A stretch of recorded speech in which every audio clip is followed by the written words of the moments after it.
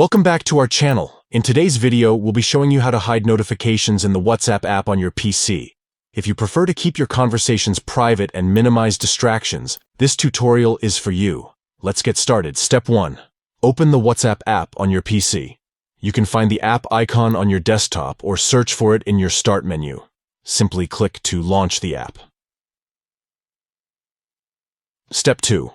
Once the app is open, navigate to the Settings menu. You can usually find the Settings icon in the top right corner of the app window. Click on it to access the settings. Step 3. Within the Settings menu, look for the Notifications option. Click on it to open the notification settings.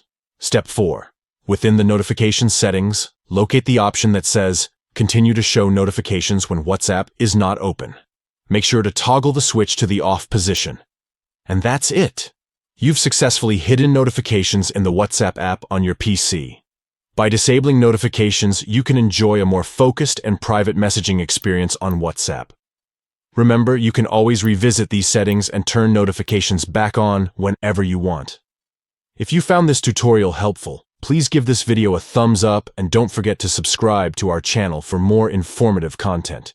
If you have any questions or need further assistance, feel free to leave a comment below. Thanks for watching.